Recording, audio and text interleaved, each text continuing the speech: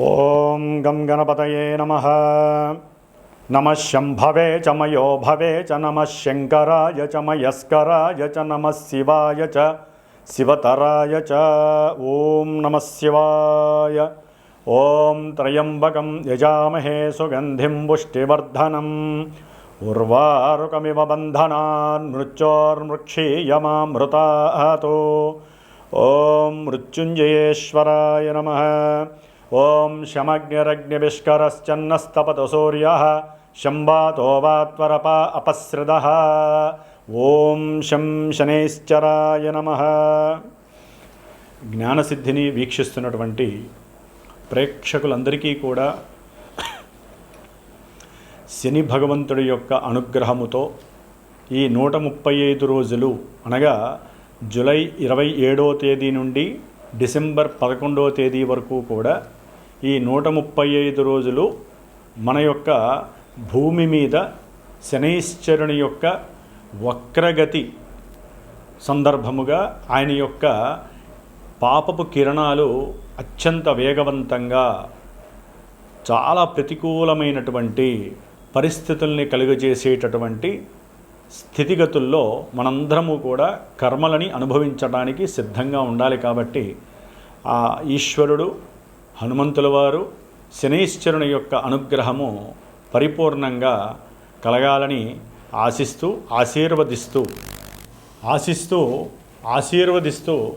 మరి మనకి మేషరాశి నుంచి ద్వాదశ రాశులైనటువంటి మీనరాశి వరకు కూడా ఏ రాశుల వారికి ఈ యొక్క శనిగ్రహ వక్రత్వ ప్రభావము ఏ విధంగా ఉంటుంది, మరి ఈ రాశుల్లోనే కొంతమందికి ఏలినాటి శని ప్రభావము, అష్టమ శని ప్రభావము, అర్ధాష్టమ శని ప్రభావము, ఈ విధంగా శని యొక్క ప్రభావాన్ని ఎంతోమంది ఎన్నో రోజులుగా మరి ఆయన యొక్క వేదనకి గురై, ముఖ్యంగా కొంతమంది వారి యొక్క జన్మజాతక రీత్యా ఈ శని మహర్దశ జరిగేవాళ్ళు, శని మహర్దశలో రాహువు, రాహు మహర్దశలో శని, అట్లాగే శని మహర్దశలో శుక్రుడు, శుక్ర మహర్దశలో శని, శనిలో కేతువు, కేతువులో శని, ఈ విధంగా పాపగ్రహాలు శని కుజ, శని రాహు, శని కేతు, శని రవి, ఈ గ్రహాల యొక్క దశలు అంతర్దశల్లోనూ, శుక్రుడి యొక్క అంతర్దశల్లోనూ దశల్లోనూ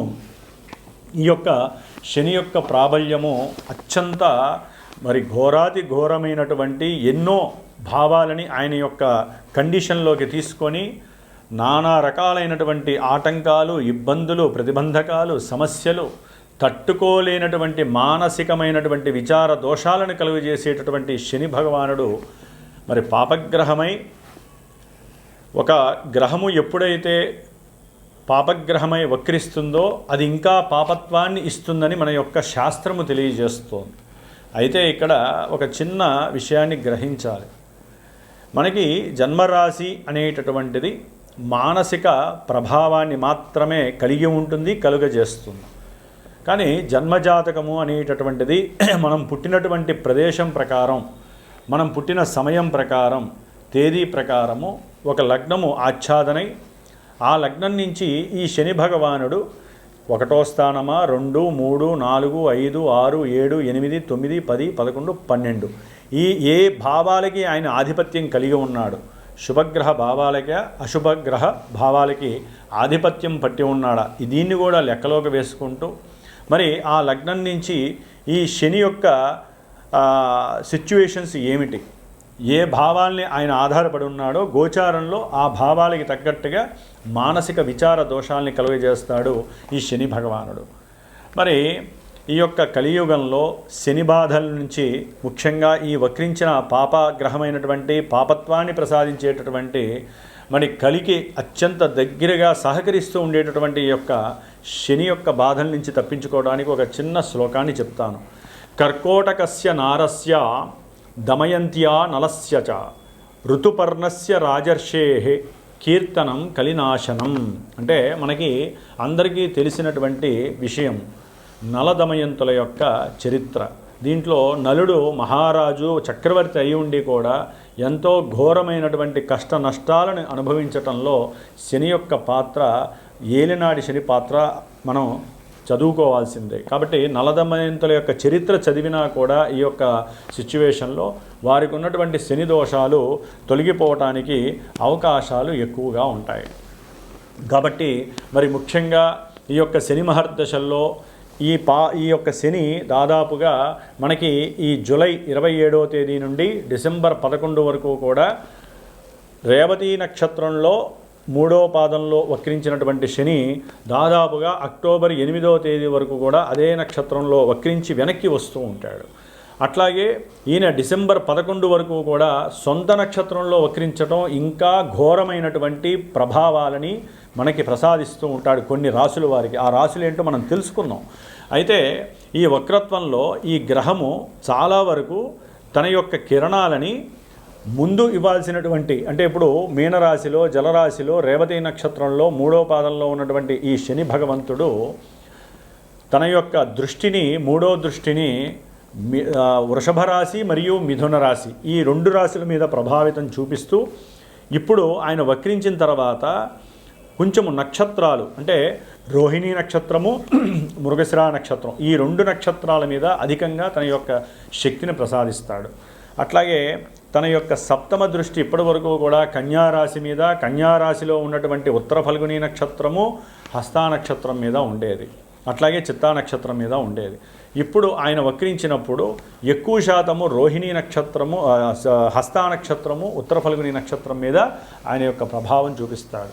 అట్లాగే శని భగవానుడు మీనరాశిలో ఉండి తన యొక్క దశమ దృష్టిని మీనరాశి మీద ప్రభావితం చూపిస్తూ దాదాపుగా పూర్వాషాఢ నక్షత్రము, ఉత్తరాషాఢ నక్షత్రము ఈ యొక్క నక్షత్రాల మీద తన యొక్క ప్రభావాన్ని అధికంగా చూపిస్తూ ఎన్నో అనారోగ్యాలని, అనుకున్న పనులలో వాయిదాలని, అసలు అనుకున్నది జరిగింది అనుకుంటే మహదానందంగా భావించే పరిస్థితులను కలగజేస్తూ ఈయన ముఖ్యంగా ఆర్థిక విషయాల మీద, అనారోగ్యానికి సంబంధించిన విషయాల మీద, అనుకున్న పనుల్లో ఆటంకాలు కలుగజేయటం, ఆలస్యాలు, అది వివాహమైనా విద్యపరంగా ఎన్నో ఆటంకాలు, ఉన్నత విద్యలు లేకుండా చేయటం, విదేశాల్లో ఉన్నటువంటి వాళ్ళని ఇబ్బందులు పెట్టడము, ఉద్యోగాదుల్లో ప్రమోషన్లు వస్తాయనుకుంటే అది కాస్త ఉన్న ఉద్యోగం తొలగిపోవటం, ఇలాంటి ఎన్నో రకాలైనటువంటి ప్రతికూల పరిస్థితుల్ని ఇవ్వటంలో శని భగవానుడు మహాదిట్ట.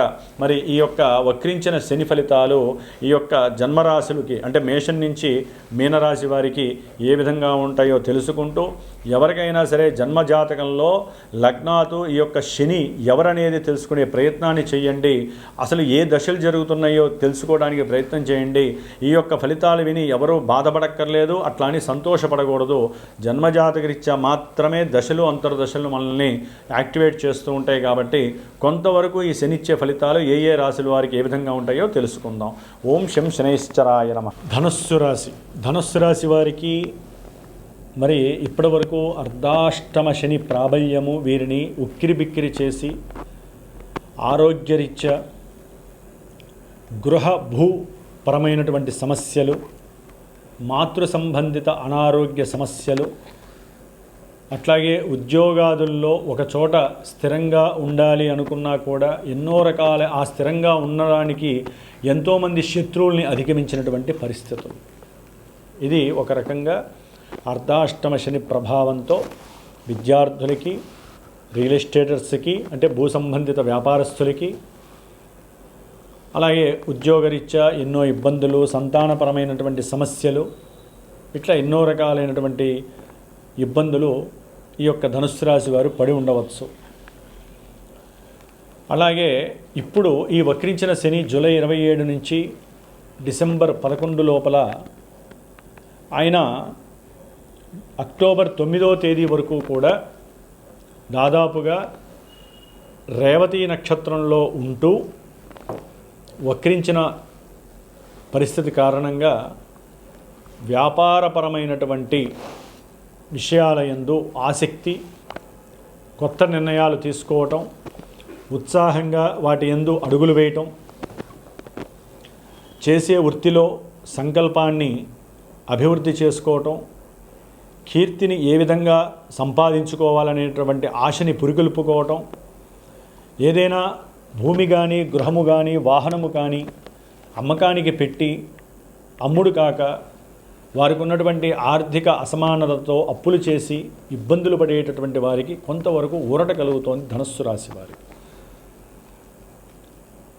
అయితే కొంతమందికి దూర ప్రాంతాలకి వెళ్ళేటటువంటి అనుకూలతలు కూడా కలుగుతున్నాయి ఈ వక్రించిన శని వలన ధనుస్సు రాశి వారికి. ఏదైనా క్రయ విక్రయాదులు ఇందాక చెప్పినటువంటి ఆ భూ గృహ వాహన సంబంధిత విషయాలలో వీరికి చక్కటి అనుకూలమైనటువంటి ఏజెంట్స్ ఎవరైనా దొరకటము, దానివలన వీరు అనుకున్నటువంటి కార్యము లాభసిద్ధి కలగటము జరగటానికి ఇది సరైనటువంటి సమయంగా భావించాలి. సోదరులతో కానీ సోదరీమణులతో కానీ వీరు కొంత అనుకూలమైనటువంటి ఆనందాన్ని షేర్ చేసుకునే పరిస్థితి కలుగుతోంది. అట్లాగే వీరు చేసేటటువంటి ఉద్యోగంలో ఏదో ఒక మార్పుని ఎదుర్కోవటం, ఉన్న ఉద్యోగాన్ని వదిలేసి వేరే ఇంకేదైనా మంచి ఉద్యోగాన్ని సాధించాలనేటటువంటి ఆలోచన కలగటం కూడా ధనుస్సు రాశి వారికి కలుగుతోంది. అట్లాగే వీరు ఏదైనా సరే విద్యాపరంగా కానీ కొంతమంది, లేకపోతే గృహపరమైన వాహనపరమైనటువంటి అప్పులు చేసి ఉన్నట్లయితే ఆ రుణాలని తీర్చేటటువంటి యోచన ఎక్కువగా చేస్తూ ఉంటారు. శని అక్కడ ఉండి చూసే దృష్టి వేరుంటుంది, శని వక్రించినప్పుడు కలిగే దృష్టి వేరుంటుంది. అనుకున్న ప్రతి సంకల్పంలో కార్యదీక్షతో పాటుగా వారి యొక్క ఆలోచన కూడా చాలా ఏకీభవించేలాగా కొన్ని నిర్ణయాలు తీసుకోవాలి. అవతల వ్యక్తితో మాట్లాడారు అంటే మీకు ఏదైనా స్వలాభం కలిగేటటువంటి యోచన చేయటం చాలా విశేష ఫలప్రదాయకం అని చెప్పుకోవాలి. అయితే అంతర్గతమైనటువంటి కుటుంబపరమైనటువంటి బంధువుల పరంగా కొన్ని అంతర్గత శత్రు బాధలు కూడా మిమ్మల్ని ఇబ్బంది పెట్టే పరిస్థితులు కలుగుతాయి. చేసే వ్యాపారాదుల్లో కొంతవరకు భాగస్వాముల మధ్య కోర్టు సమస్యలు, అంటే ధనపరంగా ఎక్కడో అక్కడ కొన్ని సమస్యలు ఎదురవటం, దాని పరంగా కోర్టులకు వెళ్ళి ధనాన్ని నష్టపరుచుకోవాలా లేకపోతే ఉన్నంతలో కమిట్మెంట్ అవ్వాలా అనే ఆలోచన కూడా ఎక్కువగా చేస్తుంటారు. వీరికి ఆలోచన స్థాయి పెరుగుతూ ఉంటుంది ఈ సందర్భంలో. అని అక్టోబర్ తర్వాత ధనపరమైనటువంటి కొన్ని ఇబ్బందులు వీరికి మనోచికాకుల్ని కలుగు చేస్తే ధనుస్సు రాశి వారికి. ఎందుకంటే శని సొంత నక్షత్రంలో వక్రించినప్పుడు పాపత్వాన్ని ఎక్కువగా ఇస్తాడు. గృహ సంబంధ ఖర్చులు అధికమవుతాయి. చేసే ఉద్యోగాదుల్లో కంపల్సరీ నెగిటివ్నెస్ ఎక్కువగా కనిపిస్తోంది. కాబట్టి జన్మజాతకంలో మీకు జరుగుతున్నటువంటి దశలేంటో అంతర్దశలేంటో తెలుసుకునే ప్రయత్నం చేసి గోచారంలో మానసికంగా, ఆర్థికంగా, ఉద్యోగరీత్యా, వ్యాపారరీత్యా భార్యాభర్తల మధ్య తగవులు ఎందుకు వస్తున్నాయి, గొడవలు ఎందుకు అవుతున్నాయి, మానసికంగా ఎందుకు అప్రశాంతతగా ఉంది, కుటుంబంలో ఎందుకు సమస్యలు, ఇవన్నీ కూడా ఆలోచించే స్వభావాన్ని కలిగి ఉంటారు. కాబట్టి ఇవన్నీ కూడా జన్మజాతకంలో జరిగే దశలు అంతర్దశలకి ఎక్కడో అక్కడ లింక్ అయితే తప్ప ఇవన్నీ జరగవు. కాబట్టి వీటిల్లో ఎక్కడైనా ఇంకా ఘోరమైన పరిస్థితులు ఉంటే ఈ నెంబర్కి ఫోన్ చేయండి, నేనే డైరెక్ట్గా మీతో మాట్లాడతాను. మీ జాతక పర్యవేక్షణ మీరు తెలుసుకోండి. వాటికి సంబంధించి ఎక్కువగా తట్టుకోలేని సమస్యలు ఏదైనా ఉంటే, ఎందుకంటే శని కర్మఫలదాత, ఆయన ఎక్కువగా ఆరోగ్యం మీద, అట్లాగే ధనం మీద, ఉద్యోగ వ్యవస్థ మీద, అనుకున్న కార్యాలు అన్నీ కూడా వెనక్కి వెళ్ళటం, ప్రతిదీ కూడా ఆయన నెగిటివ్నెస్నే ఇస్తూ ఉంటాడు. దాని ద్వారా మనిషి తన ఆలోచన మార్చుకుంటాడు, తన వెళ్ళే రూటుని మార్చుకుంటాడు. ఎంత కష్టాన్నైనా సరే అధిగమించి తను అనుకున్న ప్రయత్నాన్ని చేయాలని సంకల్పిస్తాడని శని యొక్క నిర్ణయం. కాబట్టి ఇక్కడే మనం భరాయించే తత్వాన్ని కలిగి ఉండాలి. కాబట్టి ధనుస్సు రాశి వారికి కొంత అనుకూలమైనటువంటి పరిస్థితులు కలగవచ్చు అని అభిప్రాయము. అది జన్మజాతకంలో మీకు ఏదైనా దశలు కానీ అంతర్దశలు లగ్నానికి అనుకూలంగా ఉంటే గనక కొంతవరకు ఇది అనుకూలత్వం. ఓం శం శనైశ్చరాయ నమః.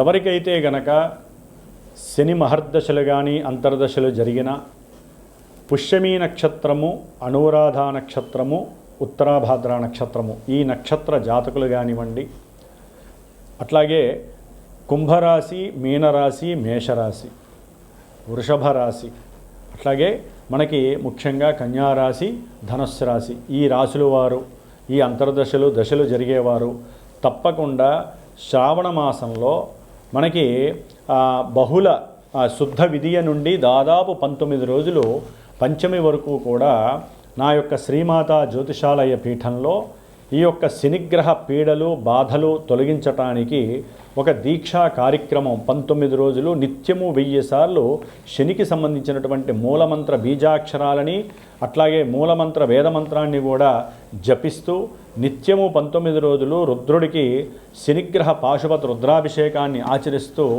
ఎవరైతే ఈ యొక్క శని బాధలు అనుభవిస్తున్నారో ఇప్పుడు చెప్పబోయేటటువంటి కొన్ని రాశుల వారికి ఏ విధమైనటువంటి సమస్యలు అయితే కలుగుతున్నాయో ఆర్థికంగా విద్యపరంగా కళ్యాణపరంగా అట్లాగే ఉద్యోగపరంగా వ్యాపార రీత్యా సంతానపరంగా ఆలస్యాలు కానీ ఆటంకాలు కానీ జరుగుతున్నాయో వారు గనక నా యొక్క పీఠానికి ఫోన్ చేసి సంప్రదిస్తే గనక విశేషముగా ఈ 19 రోజుల్లో నేను చేసేటటువంటి ఈ యొక్క జపాన్ని విశేషమైనటువంటి పాశుపత రుద్ర అభిషేకాన్ని ముఖ్యంగా ఎవరైతే ఈ యొక్క కార్యక్రమంలో తమ యొక్క గోత్రనామాదులు ఇచ్చి పాల్గొంటారో వారికి శనిగ్రహ రక్షా కవచాన్ని విశేషంగా ప్రసాదించి ఈ 19 రోజుల్లో ఒకరోజు మందపల్లి స్వామివారి యొక్క దివ్యక్షేత్రంలో ఆ స్వామివారి దగ్గర ఆ యొక్క రక్షా కవచాల్ని చక్కగా స్వామివారికి అభిషేకంలో ఉంచి విశేషముగా వీలుంటే అక్కడ హోమాన్ని ఆచరించి ఆ యొక్క ప్రసాదాన్ని మీకు చేరవేసేటటువంటి